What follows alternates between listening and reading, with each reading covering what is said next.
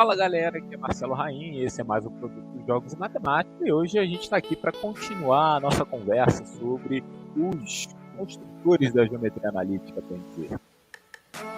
Léo? Fala galera, meu nome é Léo Rodrigo e hoje vocês vão saber quem foi Fermat. Boa noite pessoal, sou o professor Marcelo Amadeu e vamos conversar hoje sobre século XVII, especialmente a figura do Fermat. Olá pessoal, meu nome é Juliana e nós vamos falar hoje sobre algumas equações fermatianas. Beleza, então assim, a gente vai conversar sobre Fermat e a geometria analítica. Lembrando que no episódio passado nós conversamos sobre Descartes, as contribuições de Descartes à geometria analítica. Caso você não tenha ouvido o episódio anterior, volta lá no feed e dá uma escutada, tá bem bacana, né? Então, Marcelo, o Fermat e o Descartes, eles foram contemporâneos e muita gente atribui o advento da geometria analítica ao Descartes. A gente já viu no episódio passado que não foi bem assim, que estava acontecendo uma certa estruturação sobre essa miscelânea entre o pensamento geométrico e o pensamento algébrico, aonde o Descartes, ele teve o produto aí que foi o discurso do método, onde ele trazia muitas aplicações sobre essa metodologia de resolver problemas, e dentro da geometria o discurso do método trabalhou um pouco com essa ideia de geometria analítica, que era simplesmente resolver problemas onde a gente tinha duas variáveis, ou seja, você tem soluções que seriam indeterminadas. Nesse mesmo contexto, queria que você, de repente, comentasse para a gente quais foram as contribuições do Fermat e as obras do Fermat que desenvolveram esse processo da geometria analítica e por que ele também pode ser chamado de o pai da geometria analítica, Aí, eu vou, na verdade, começar repensando sobre o que a gente chama de o pai da alguma área, por exemplo. O que seria o pai da geometria analítica, o pai... Porque esses são títulos que eu sou bastante crítico a eles, porque eles pressupõem que existe uma geometria analítica, digamos assim, que é a mesma da nossa, por exemplo, quando as coisas não são bem assim. Existe uma prática geométrica que hoje a gente associa à geometria analítica, mas mesmo assim ela tem muitas distinções da nossa prática atual. E aí por isso que eu achei interessante a gente repensar esses títulos que a gente costuma dar, pensando, então, que a gente pode pensar não na geometria analítica como conceito atual, mas pensar naquela prática da geométrica que utiliza os métodos analíticos no século XVII. É uma outra geometria, é uma outra prática. Tá, você quer dizer no sentido de que o século XVII estava num caminho de algebrizar os processos geométricos, e esse caminho de algebrizar os processos geométricos, ele surge naturalmente a geometria. Então, você chamar o cara de pai, você tirar o mérito de todas as outras pessoas que contribuíram. Seria essa a perspectiva, né? Isso é uma outra leitura também possível. Sim, é bom porque isso também é uma crítica a essa cultura que a gente tem, dentro da historiografia, de eleger um grande herói, Parece muito aquela historiografia que a gente tinha anos atrás, algumas décadas atrás, que a gente fazia na escola, que ficava decorando quem era José Bonifácio, quem era Pedro II, sabe? E não olhava para o contexto como um todo, as relações políticas, as relações sociais ali envolvidas, isso tudo. Na história da matemática é a mesma coisa. Quando você elege um personagem, você está apagando todos os outros que são especialmente os contemporâneos a eles, que não têm o mesmo prestígio. Mas a outra leitura é outra que eu fiz, Rainha, que é mais no sentido de que as práticas matemáticas elas vão mudando. Tá? A gente tem esse olhar privilegiado de conseguir olhar para o passado e saber o que vai vingar ao longo da história. Quais os desdobramentos que aquilo vai ter décadas e séculos depois. Tá? Isso é o nosso olhar privilegiado. Porém, quando a gente pensa no contexto do Descartes e do Fermat, quando a gente olha no século XVII, eles nunca iam imaginar, talvez eles nunca iam imaginar que eles teriam, que aquela prática que eles estavam discutindo ali seria repercutida, talvez, sei lá, décadas depois no cálculo diferencial, integral.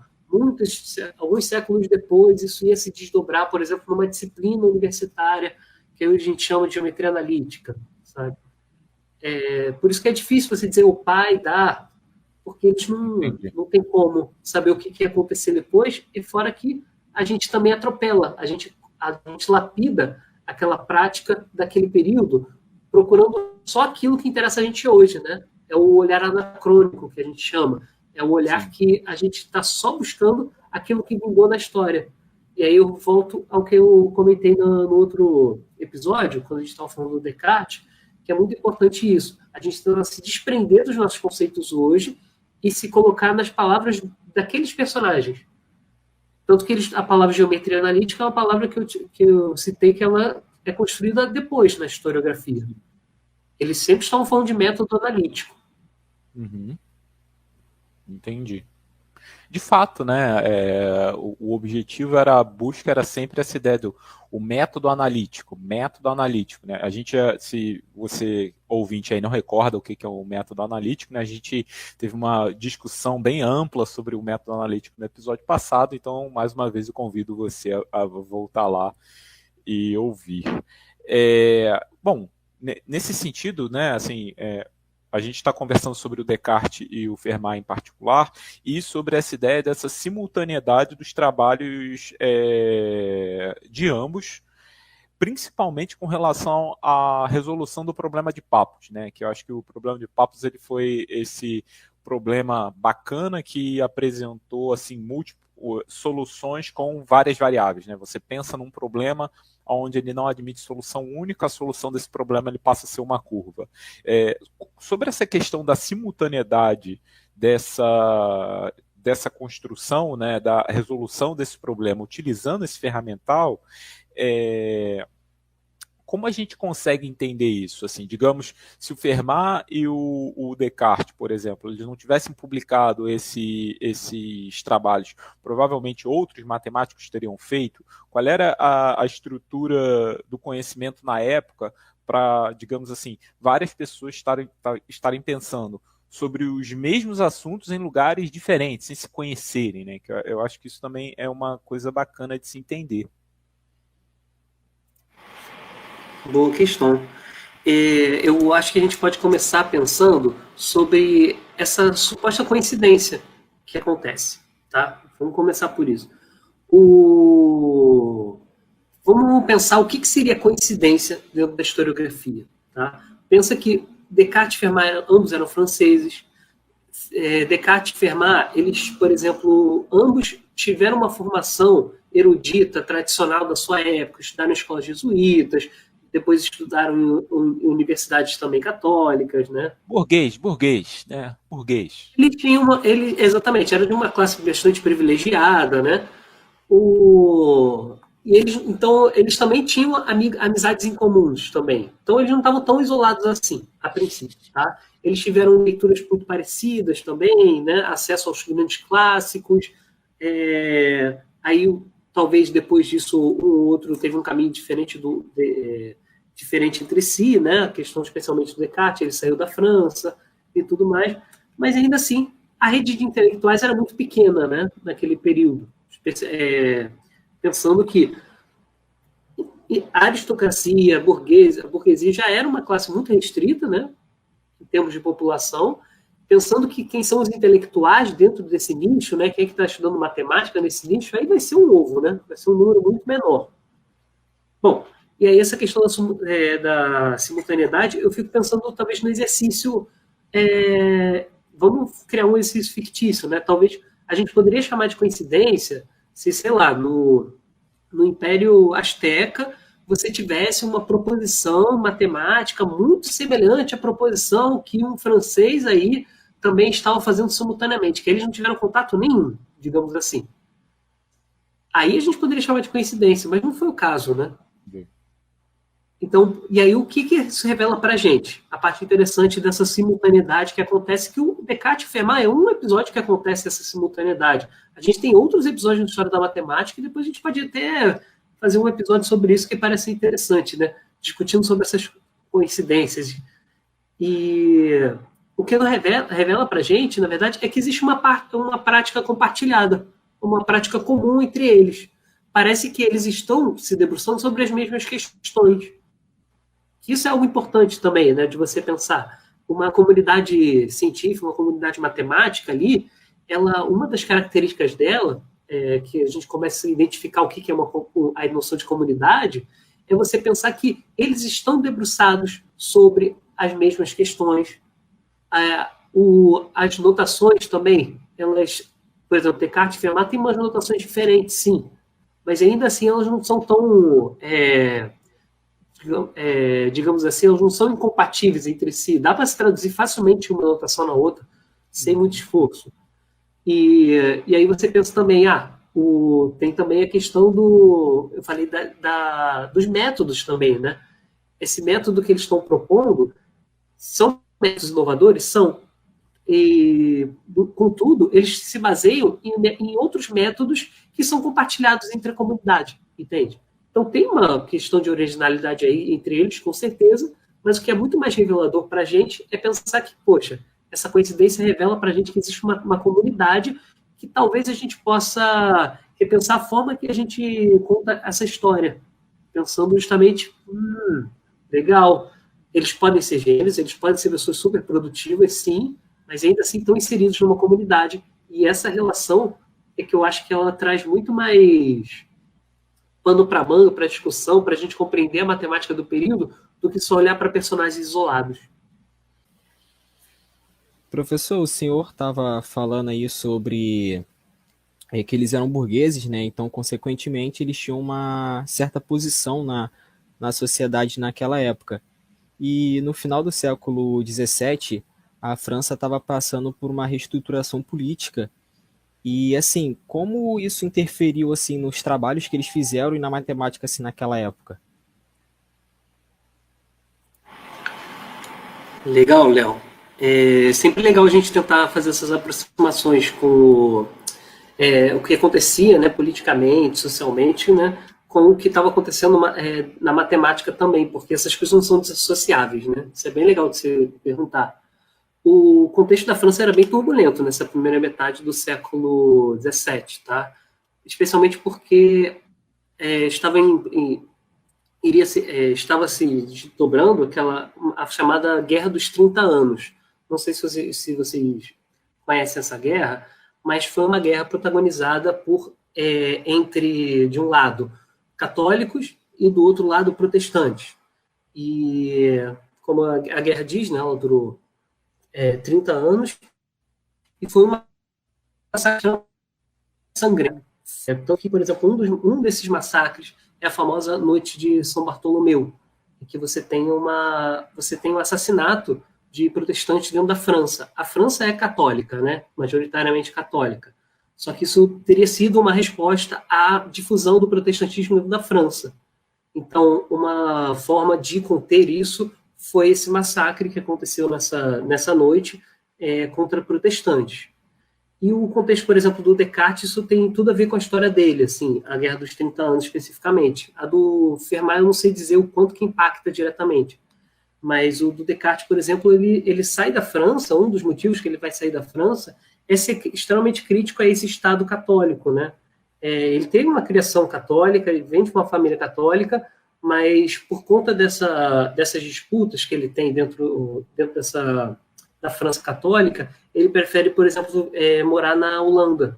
Então ele vai, inclusive, participar da Guerra dos 30 Anos, só que do lado dos holandeses e, posteriormente, quer dizer, do lado dos alemães, até, depois que ele sai da Holanda. Na Holanda ele até se alista no exército do Maurício de Nassau, o mesmo Maurício de Nassau que tem na história do Brasil, que vai ocupar Pernambuco. E, enfim, esse é o contexto do Descartes em relação a esse, digamos assim, esse olhar mais global sobre essas relações turbulentas. Mas o que isso tem a ver com a matemática especificamente? O que vai ter a ver com a matemática do século XIX é você pensar que as práticas católicas em relação à as ciências, de forma geral, é muito conservadora, comparado com as práticas que você encontra dos protestantes. Eles parecem um pouco mais... você vai olhar os trabalhos assim desses matemáticos que vêm de países, que vêm de culturas protestantes, você vai ver que eles parecem ter uma cabeça que a gente chamaria hoje talvez mais progressista do que os católicos.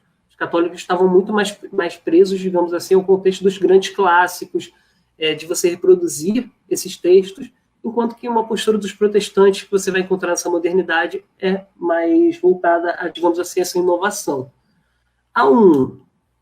Tanto que uma dessas interpretações possíveis que se tem disso é a tese do Robert Merton, que eu acho que eu citei ela rapidamente no outro episódio, mas ele é um sociólogo que vai olhar justamente essas relações, assim, não especificamente do Descartes e Fermat, mas no contexto da Inglaterra, no contexto do Newton, relacionando muito a dinâmica capitalista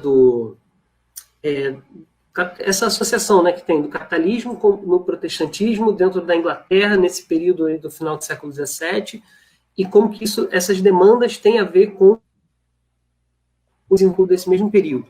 Ele vai fazer umas aproximações assim, que eu acho bem interessante.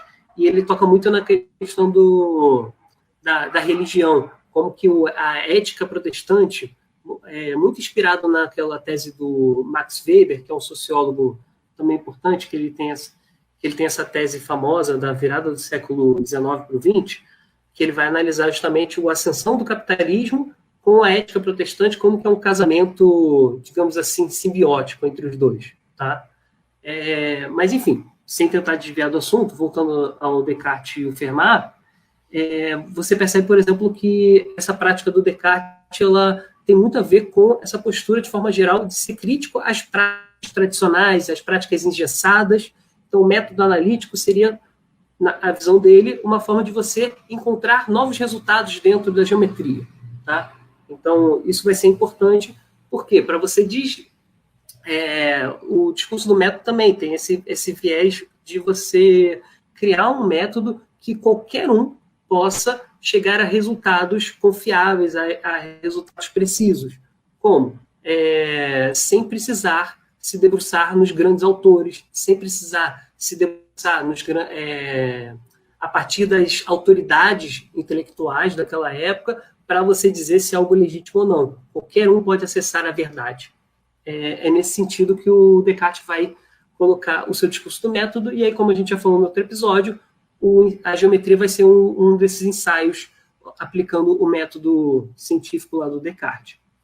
E aí o Fermat também tem a ver com essa história, porque o Fermat ele já está muito mais ligado ao catolicismo. Mas quando eu falo que a Igreja Católica, em geral, para as intelectualidades, ela vai ser muito conservadora, não só para a intelectualidade, muito mais conservadora do que o lado protestante, isso também é difícil de generalizar, porque você tem personagens que a gente, num olhar anacrônico, a gente poderia classificar eles como progressistas, que é o caso, por exemplo, do Mersenne, que é um personagem que a gente vai falar mais daqui a pouco, que é um padre católico e que ele vai fazer essa correspondência, ele vai ter uma rede de correspondências muito forte, ele fica em Paris, mas ele vai se corresponder com muitas pessoas, com muitos intelectuais, tanto em Paris como na França, como também na Europa como um todo. E aí ele que vai fazer, por exemplo, o Descartes e o Fermat entrarem em contato um com o outro, após cada um publicar os seus trabalhos. Tanto que ele envia para o Fermat antes da publicação do trabalho do Descartes, antes da publicação oficial, digamos assim. Então rola muito essa disputa aí, mediada por esse personagem. E esse personagem é um personagem católico. Ele não está tão engessado, digamos assim, naquela cultura católica do século XVII que a gente consegue identificar. Então, acho que são essas formas que, às vezes, não são tão diretas assim, mas que, quando a gente olha para as práticas como um todo, você vê que tudo está relacionado nesse sentido, né? Mesmo que indiretamente, às vezes. Eu tenho uma fala sobre essa coisa do Mersenne, né? Que isso era interessante, que o Mersenne a impressão que eu tenho é que ele é um cara muito culto, matematicamente falando. Eu não sei se ele fazia esse tipo de dinâmica de enviar artigo para os pares em outras áreas da, digamos assim, da filosofia de modo geral. Só que ele era um cara que, pelo que dá a entender, que ele conhecia muito do assunto e ele sabia quem sabia daquilo, entendeu? Porque ele falou assim, se você... peguei esse trabalho aqui, puta, quem vai gostar de ler esse trabalho aqui é o Fermat vai achar bacana isso aqui. Aí ia lá e enviava para o cara, não, isso aqui, quem vai gostar de ler é o Pascal. Não, vamos enviar para o Pascal. E ele fazia essa dinâmica de enviar trabalhos de matemática, até onde eu não sei se ele fazia para outros, digamos assim, outras áreas, mas ele tinha uma rede de pessoas que trabalhava que era um negócio impressionante. Até falando do Fermat, é claro que aqui a gente está falando nele, no Fermat, no sentido da geometria analítica, né? O trabalho que ele enviou para o Mersenne foi a introdução aos lugares geométricos do plano do sólido, e aí o Mersenne vai lá e envia para o Descartes. Ao mesmo tempo, o Mersenne pega o trabalho La Geometria do Descartes e fala assim, quem vai gostar de ler isso aqui é o Fermat. Só que a impressão que eu tenho é que o Fermat era muito versátil, né, assim, também. São 2 pontos. Depois a gente fala sobre essa versatilidade do Fermat. Mas, assim, eu queria que se falasse um pouquinho mais do Mersenne e dessa rede de cartas que ele fazia. Porque, na época, até para entender, essa coisa de revisão de artigo por pares é uma coisa recente, né? Eu acho que isso é uma coisa do século XVIII, XX.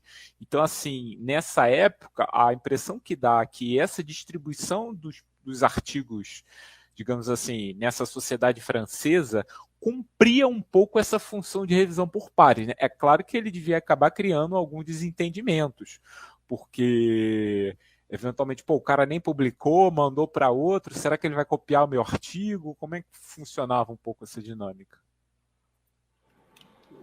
Não existe esse padrão de produção científica que a gente tem hoje, né?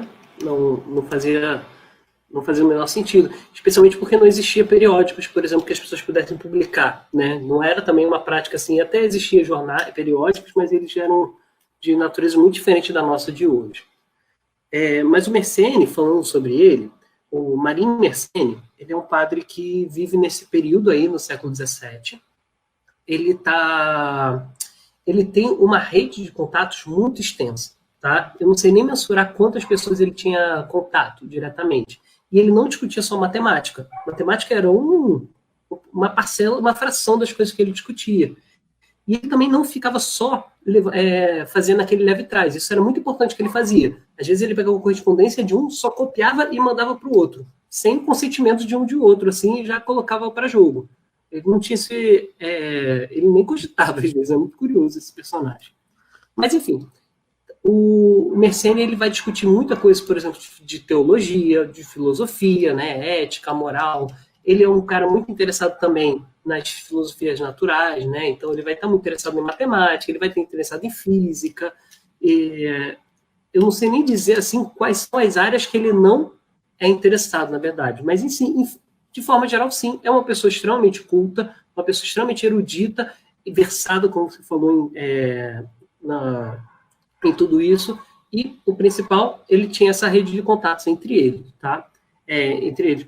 Tanto que, por exemplo, em matemática até ele é homenageado, né, nos chamados números de Mersenne, né? Na teoria de números se estuda esse tipo de número. Você sabe falar um pouquinho sobre isso, Caim? Os números de Mersenne, eles são números assim que eles têm uma certa característica.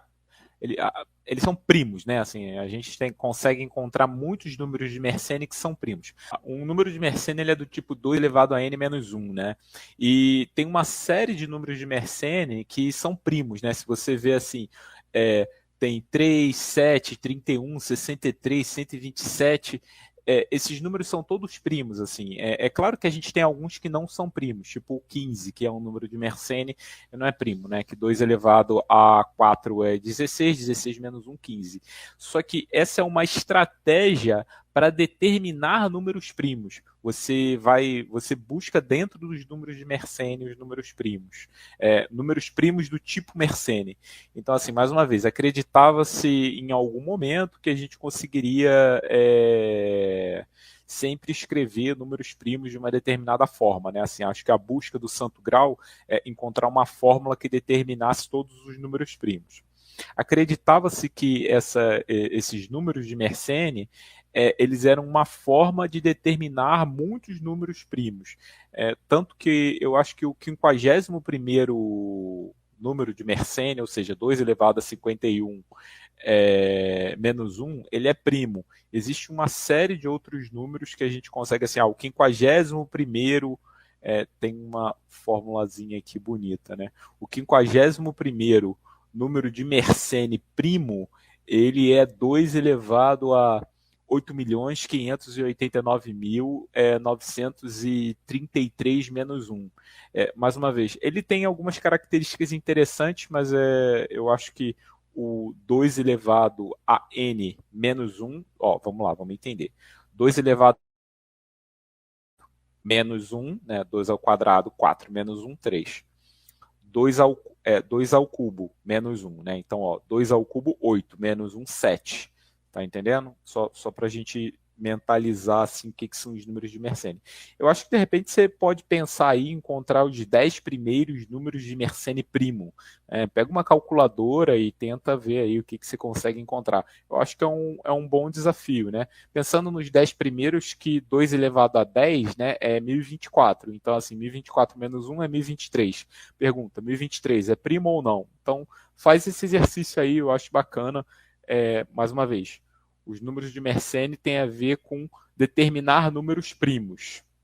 Nem todo número primo é um número de Mersenne e também nem todo número de Mersenne é número primo. Mas os números primos de Mersenne têm certas características especiais. Mas eu não conhecia a história do Mersenne, Marcelo. Eu fiquei conhecendo aqui por conta das coisas que a gente vem estudando, assim, que é bem legal. É um personagem bem atípico, assim, da história, tá? Se você olhar, tipo, o número de correspondências que ele tem, é incomparável com qualquer outra pessoa daquele período, tá? Não dá para comparar. É exorbitante, assim, o número. É um cara bem extraordinário também nesse sentido. E é isso, né? É nesse contexto interessante a gente olhar a intelectualidade e ver que existem pessoas que estão fazendo esse exercício e são sempre, em geral, são sempre empreendimentos muito individuais, né?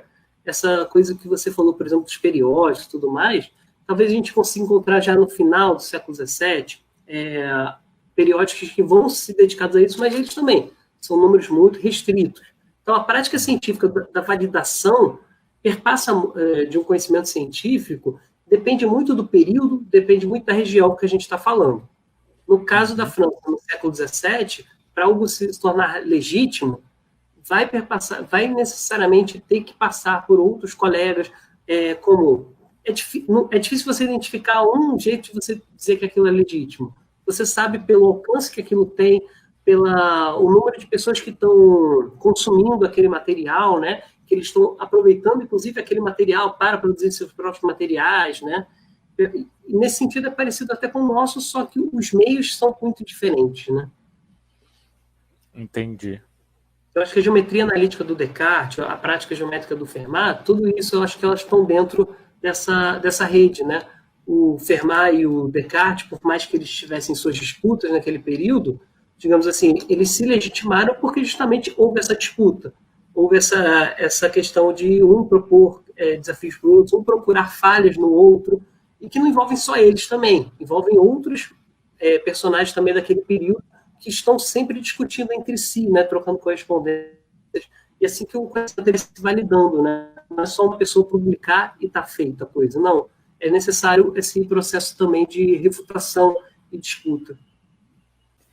Professor, o Fermat, ele ficou uma parte da vida dele sendo conselheiro do parlamento de Toulouse, né? E aí, em 1631, ele era advogado e também era oficial do governo. E aí, nisso, ele teve até que mudar o nome dele. E, assim, nessa época, pelas datas assim que eu vi, ele ainda estava trabalhando com matemática, né? Ele ainda estava ligado à matemática e desenvolvendo conteúdo também. Esse assunto aí, Léo, porque tem um ponto importante que eu queria até trazer aqui para a nossa discussão, que é sobre essa coisa de você ter uma profissão além de produzir matemática, tá? Na historiografia, é muito comum assim as pessoas falarem que essa é a era dos amadores. E aí vai pegar o Fermat, inclusive criando o título de Príncipe dos Amadores. Eu não gosto desse tipo de leitura, tá? Porque pressupõe que existe um matemático profissional. Vamos pensar o que seria um matemático profissional no século XVII. Não existe curso de matemática para você se formar. Existe, por exemplo, nessa formação tradicional clássica, existe as artes liberais, né? Você se formava nas artes liberais na universidade, e uma dessas 7 artes liberais, 4 delas são matemática, tá? Era a música, a astronomia, a geometria e a aritmética, tá? Eram essas 4 artes ligadas à matemática. E aí sim, tanto Descartes quanto Fermat, assim como todos esses que estudaram numa instituição católica, obtiveram esse título de arte. Nem sei qual era o título que dava, na verdade. Mas, enfim, e depois que você dominava as 7 artes liberais, você seguia para um curso mais específico, para uma das 3 possibilidades. A mais prestigiosa era a teologia, em seguida você tinha, em termos de prestígio, o direito, e em seguida você tinha a medicina, tendo o menor prestígio dessas 3 possibilidades quando você se forma, tá? É curioso até a gente fazer essa comparação com hoje em dia, né? Pensando que a formação em medicina, no século XVII, ela tinha muito menos prestígio do que a teologia. Como que isso inverteu hoje em dia, né? A medicina, hoje em dia, é um dos cursos mais prestigiosos que a gente tem dentro dessa cultura intelectual, né? Não que isso seja interessante a gente ficar pensando qual que é o mais prestigioso, mas, infelizmente, a gente vive nesse preconceito. Isso. Enfim. Até ontem, barbeiro era dentista, né, cara? Isso aí, até outro dia aí, você arrancava dente e fazia barba, pô. Então, no mesmo lugar. Então, de fato, esse advento das profissões é um negócio interessante. Eles já eram, a impressão que eu tenho, é claro que o Descartes ele já era rico, né? Assim, ele não era uma pessoa que não tivesse dinheiro. O Fermat, o Marcelo colocou aí essa questão do matemático amador, a impressão que eu tinha, pelo menos nas histórias que eu li, é que ele trabalhava para o governo, mas no sentido de ser um juiz.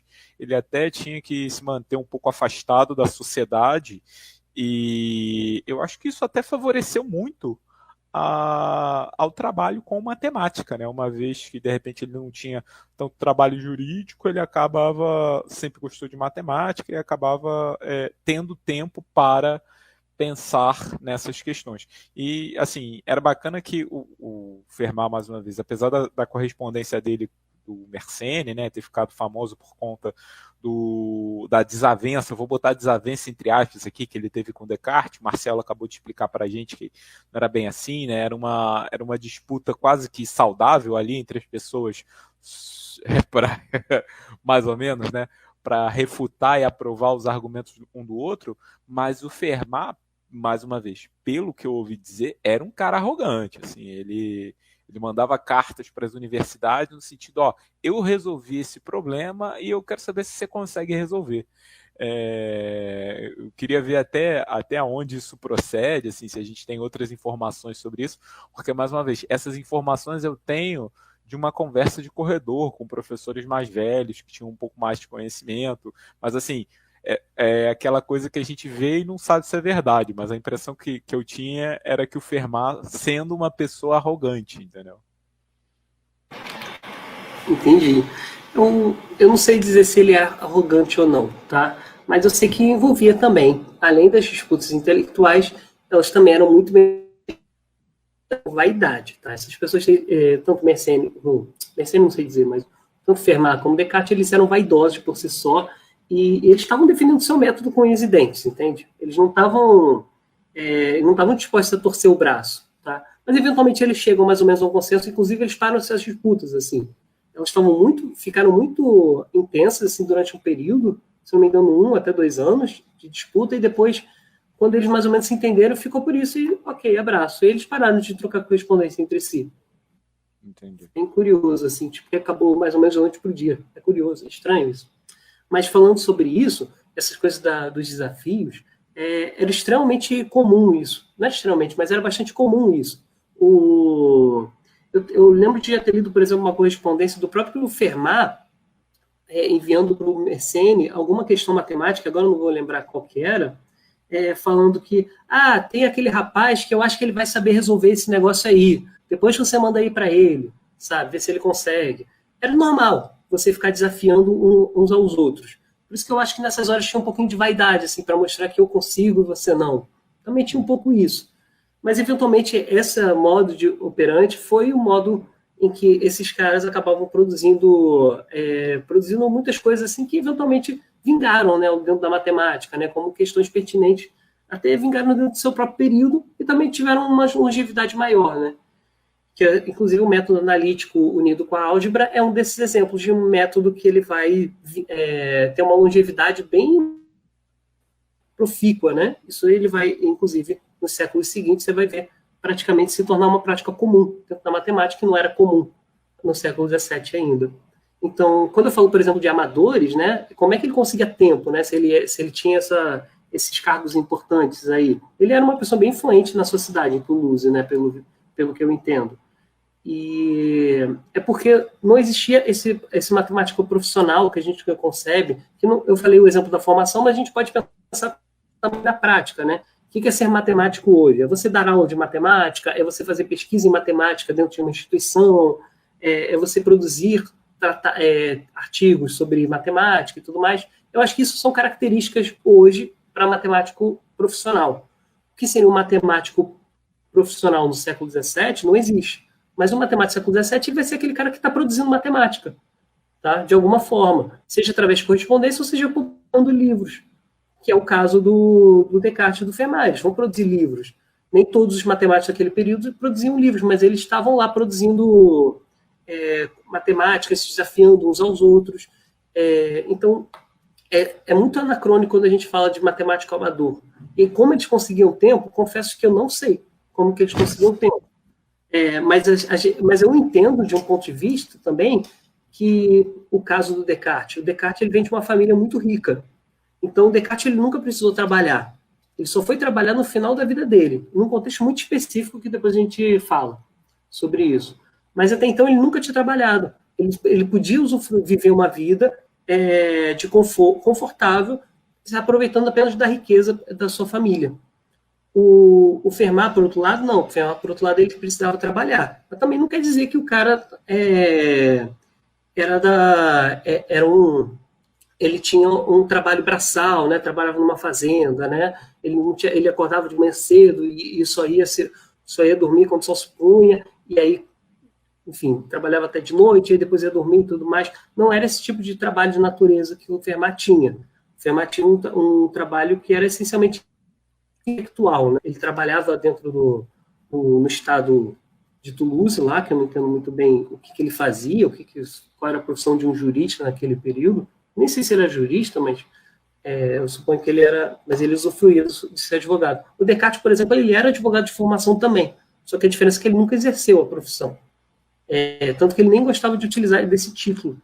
E aí, enfim, eu acredito que ele conseguia tempo por conta da sua atividade estar ligada muito à intelectualidade.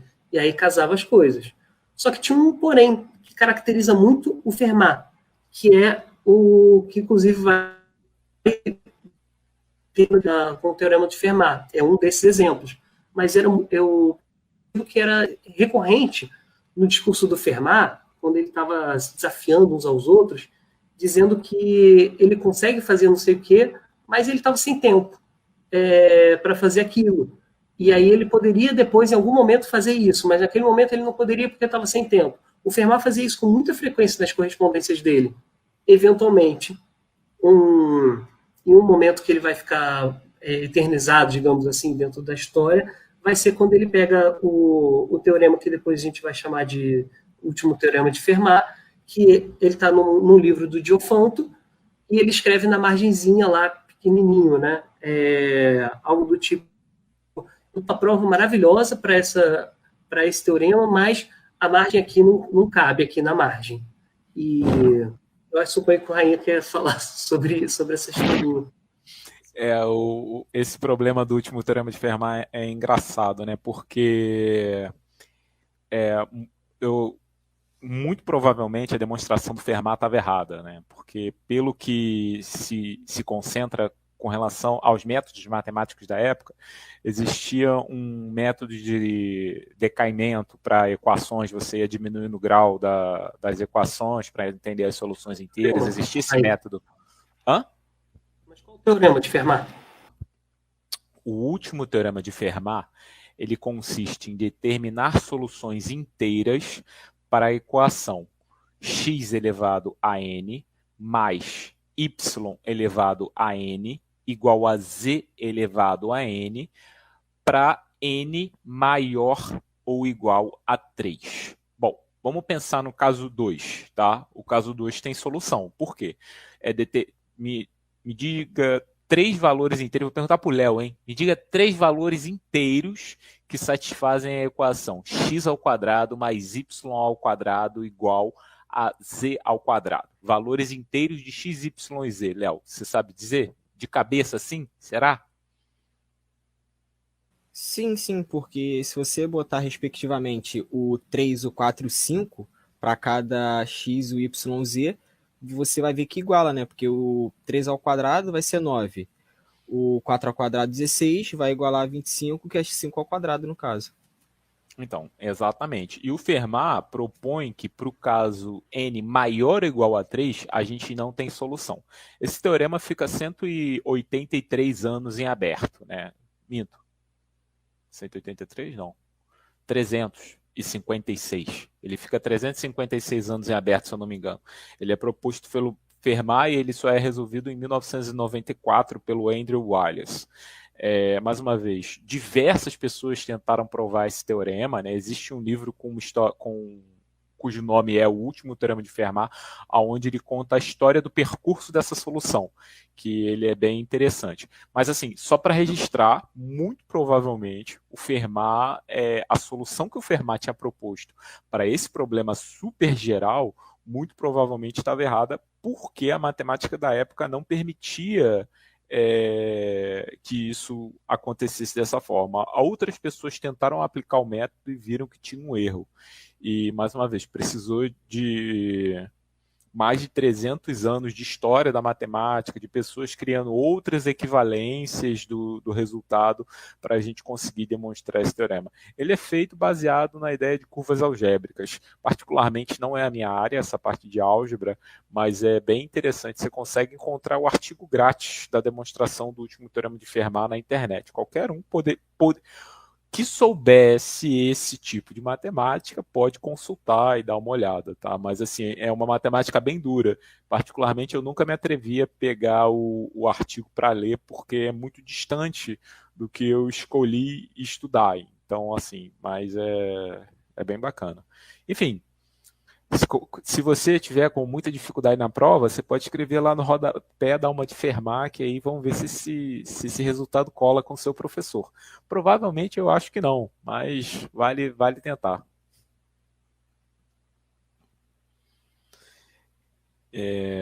Eu acho que com relação ao Fermat e as ideias dele é isso, né? Assim, a gente conhece muito ele por conta desse teorema, mas ele teve muitas outras contribuições dentro do universo da matemática.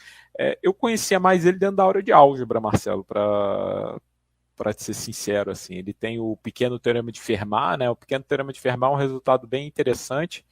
Ele mostra que se você tem A elevado a um número primo, pega um A, um número inteiro, um número natural, na verdade. Se você pega A elevado a um número primo e divide ele por esse número primo, o resto da divisão de A elevado a P por esse número primo P, ele vai ser A. Né? Ele dá A, exatamente A. Isso é uma maluquice, gente. Isso aí, como isso dá certo, eu acho impressionante.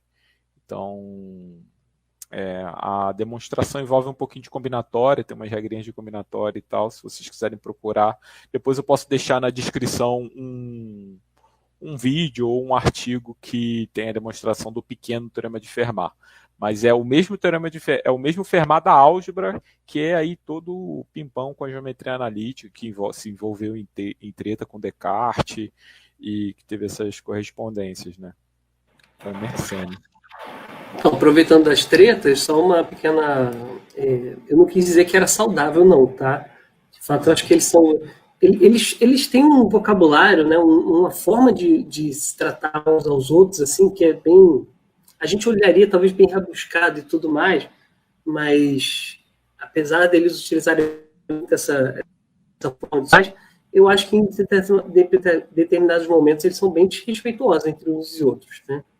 O que eu quis dizer apenas, só fazendo uma ressalva, é que as disputas fazem parte, tá?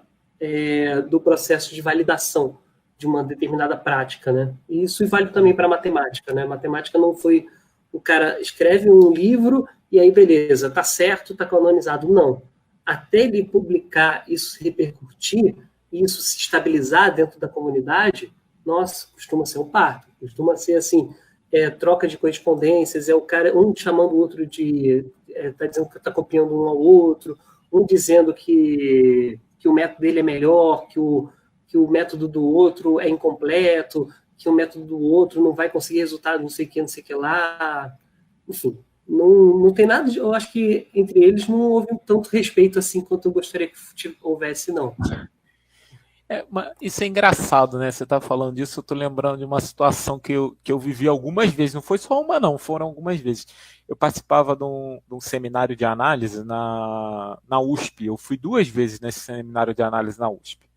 E eu estava trabalhando na época com problemas inversos e equações diferenciais, aí tinha um russo que sempre estava presente nos seminários, assim. E era engraçado que assim, não foi uma coisa particular comigo.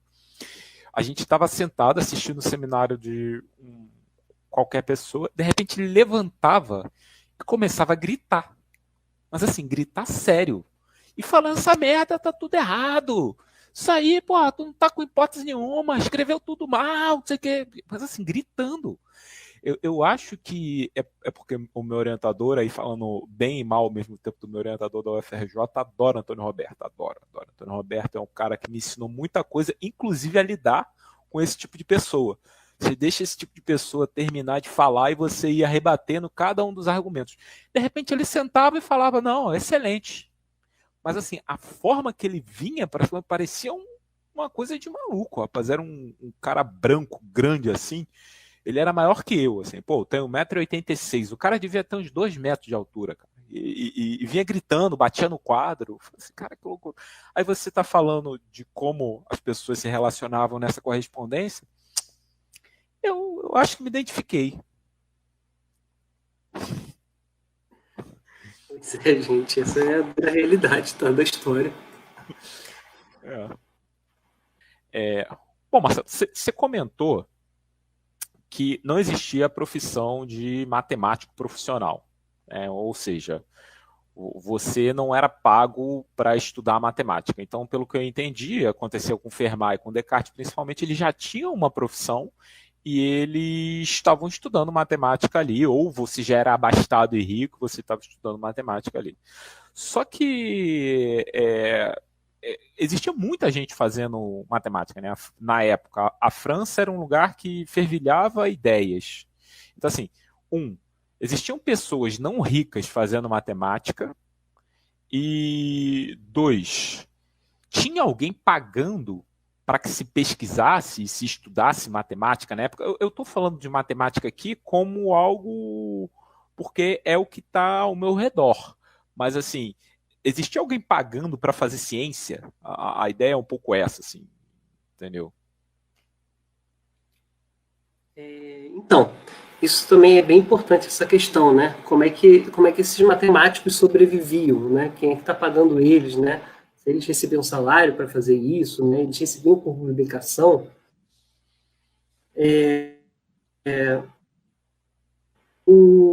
As instituições, elas não...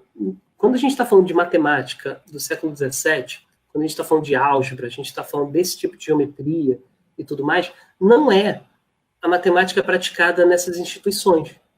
Nas instituições que a gente fala, por exemplo, os colégios jesuítas, as universidades, elas são instituições que elas vão se apoiar muito nos clássicos antigos, assim, tá? Não só nos antigos também, mas muitos medievais também. Então, quando a gente está falando de geometria, estudo de geometria numa universidade, vai ser basicamente Euclides, tá? Aquele texto de Euclides, e os alunos vão repetir o texto de Euclides. Quem dava aula, quem eram os professores, por exemplo, de matemática, né? Quem que dava essas lições de matemática? Essas lições eram padres, tá? Eram padres que eles já tinham dentro da estrutura e você vai ter muitos padres também que vão ser matemáticos, que vão produzir coisas novas. Não é um número, falei muitos, eu vou me corrigir, mas não é um número significativo, não. Mas alguns padres, eles fogem um pouco dessa regra de só reproduzir, tá? Mas quem vai estar dentro dessas instituições são... E eu nem sei dizer quando, se a pessoa não for padre, como que ela estava inserida em alguma universidade. Eu não sei explicar sobre isso. Mas eu sei que de vez em quando rolavam algumas exceções. Mas a gente tem que olhar cada caso para poder entender por que essas exceções aconteceram. Enfim, mas o contexto, por exemplo, dos nossos personagens do dia, né, o Descartes, o Fermat, existia também, você citou o termo mecenas, né, que eram pessoas ricas com dinheiro que patrocinavam as artes, tá? Então, na música, isso é muito comum, né? Na música histórica, ao longo da história, a gente sempre tem esses personagens, esses mecenas aí, e eu não consigo nem citar mas alguns desses personagens que a gente conhece da música clássica, erudita, se não me engano, acho que Mozart ou Beethoven, eram patrocinados por mecenas, né? E eles tinham na matemática isso acontecia, mas eu diria que nesse período não com muita frequência, mas no século XVIII isso já vai acontecer um pouco. Você tinha até citado o Gauss, e então seja até um bom exemplo de você olhar que nessa virada entre os séculos XVIII e XIX, o papel das instituições, quando a gente está falando de instituições, tem, por exemplo, o observatório lá de Göttingen, você tinha as universidades, as universidades não estavam necessariamente atreladas à igreja, já nesse período, elas estavam atreladas ao Estado. E aí você já tinha um processo de contratar professores, né, que vão fugir desse círculo secular, digamos assim. E aí você tem, por exemplo, as academias de ciência. Só que as academias de ciência não existiam no período de Descartes e Fermat. As academias de ciências vão ser o primeiro ambiente em que você vai contratar uma pessoa para fazer pesquisa. Então, essa pesquisa até então, ela só dependia de empreendimentos individuais. Ou a pessoa tinha muito dinheiro, ou ela tinha um emprego confortável que permitia a ela, e ela tivesse interesse, né, em trabalhar com essas atividades intelectuais, e ela produzia conhecimento também no seu período, por livre e espontânea vontade, tá?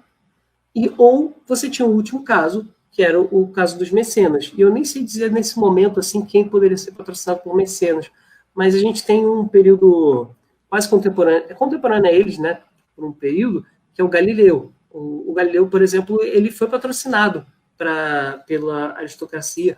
O Descartes, no final da sua vida, ele vai trabalhar para a rainha da Suécia e vai dar aulas para ela. Então, e talvez isso seja um bom exemplo de mecenas, no caso do Descartes, mas isso só vai acontecer no final da vida dele.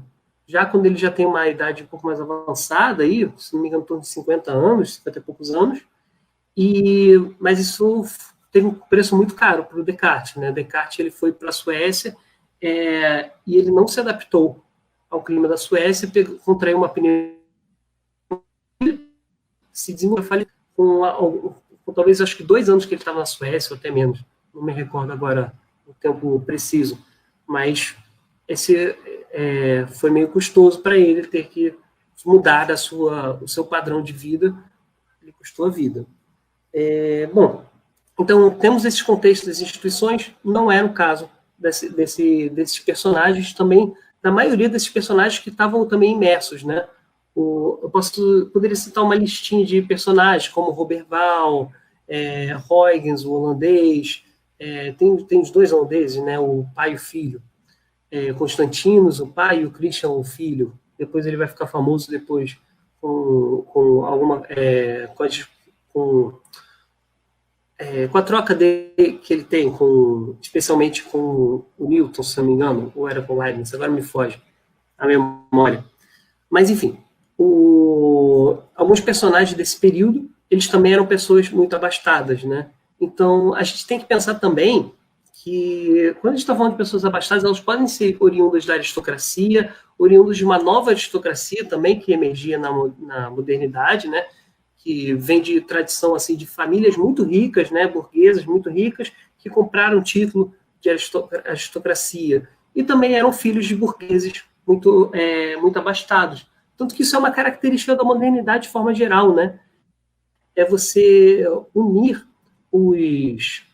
é um momento, digamos assim, em que você tem diferentes classes de intelectualidades que na modernidade elas vão convergir. O Descartes é muito filho disso, assim, desse produto. Uma tese chamada tese de Zissel, que na história se constitui, que o Zissel, ele vai ser Edgar Zissel, ele vai ser sociólogo, que ele vai olhar para essa classe dos humanistas. E talvez vocês conheçam, por exemplo, o Maquiavel é um exemplo de humanista, o Erasmo de Roterdã é outro exemplo de humanista, né? Você tem esses humanistas aí. Você tem também os artistas, né? Como Leonardo da Vinci é um bom exemplo desse tipo de artista, né? Michelangelo. E você tem a classe também dos eruditos clássicos, assim, que seria esses formados pela cultura católica, né, dessas universidades. E na modernidade, como você tem essas pessoas ricas, é muito diferente, por exemplo, de uma família pobre europeia do período, ou uma família camponesa. Nem precisa ser uma família pobre em termos de dinheiro, assim, mas uma família que precisa do trabalho para o seu sustento. Essa família, por exemplo, ela não pode se dar o luxo de pegar um filho e colocar numa dessas escolas jesuítas, que apesar de serem de graça, eles não iam fazer isso porque era uma mão de obra que eles iam perder. Então, uma família camponesa era esperado que o filho, assim que ele tivesse idade suficiente, ele começasse a ajudar nos trabalhos do pai. E aí isso vai se desmembrar. Por isso que essas pessoas, quem é que vai começar a frequentar essa formação erudita? Com seus filhos de burgueses, que aí já vem de uma tradição artesanal, assim, burguesa, comerciante, e aí vão se unir a esse mundo dos eruditos. E aí vai criar essa nova classe intelectual que caracteriza a modernidade, que é o tal da tese de Zissel que eu falei, que é unindo esses três mundos intelectuais num só. Então, você tem um personagem, por exemplo, Galileu, você tem o Descartes, né? Nomes aí que na historiografia a gente conhece já muito bem. O Fermat também vai ser oriundo disso, né? Então, era muito comum, eruditas muito antes, assim, média, esses intelectuais eram basicamente padres, eram pessoas ricas, e aí, ricas que não trabalhavam. Depois você tem essa nova classe de pessoas que são ricas, intelectuais e também trabalham, ou vêm de famílias que já têm algum ofício. E aí você percebe que isso vai moldar a modernidade, as práticas da modernidade, especialmente relativas à matemática, relativas à física e as outras áreas afins também, né? O papel da experimentação vai fazer parte dessa modernidade. Enfim, me alonguei muito, desculpa, gente. Não, Marcelo, tá ótimo, porque aqui tem informação e fica a referência aí para você que está ouvindo a gente. Eu acho que o Léo tem uma pergunta aí para a gente fechar. Professor, e a Polytechnique passou a existir quando? Tá, legal, Léo. A Escola Politécnica de Paris, ela vai ser um empreendimento que ela só vai surgir no final do século XVIII, tá? Mais ou menos aí uns 150 anos depois do Descartes e do Fermat. Mas aí já vai ser um outro contexto, tá? Já a Revolução Francesa, em que você tem a aristocracia, a monarquia posta, do burguês se colocando no lugar, e isso vai ser importante, no caso, para uma outra discussão, mas a gente pode trazer aqui já alguns, já que você tocou nesse assunto, que vai ser, por exemplo, um empreendimento em que vai formar engenheiros, coisa que engenheiros eles não tinham espaço dentro dessa formação do ensino superior, digamos assim, mas isso vai ser um plano político muito a ver com o projeto de expansão, especialmente depois com Napoleão, quando ele toma o poder, ele vai investir muito na escola politécnica para formar os seus engenheiros, tanto para logisticamente, digamos assim, né, os engenheiros de estradas e pontes, como também engenheiros militares, né, para poder conquistar o território ao redor. Então, a educação também vai ser utilizada para fins políticos desses líderes, coisa que não acontecia no século XVII. Você não vai ver um monarca da época investindo na intelectualidade para expandir o seu território. Isso não tem nenhum caso aqui que eu consiga pensar. Mas o que acontece é esses monarcas, esses aristocratas, eles vão contratar, vão patrocinar esses intelectuais para a educação dos seus filhos, para a sua própria educação, e aí, mas não no sentido assim de tão pragmático assim que nem a gente tem na escola politécnica, tá? Isso é bacana, né? Assim, eu acho que esse recorte histórico que o Marcelo fez aqui com a gente, né? Eu acho que talvez isso, Marcelo, você entrar para o time foi uma aquisição muito legal, assim, porque essa perspectiva do historiador sobre o que está acontecendo, ela é muito interessante, né? Você, assim, quando eu falava Descartes e depois alguém mencionava o Cauchy, que o Cauchy já foi professor na escola politécnica, né? A impressão que tinha que foi pouco tempo, né? Mas você pegou uma comparação, apresentou uma comparação quando a gente estava em off aqui, que era como se eu estou falando da escola atual de 2020 e a gente estivesse falando, sei lá, do início da UFRJ, lá quando o Dom Pedro II estabeleceu a universidade. Então, assim, você vê que é um período de 150 anos de diferença, né, cara? Assim, mais uma vez, a gente perde muita perspectiva. Só quando você colocou esse exemplo assim, olha, gente, Descartes era assim.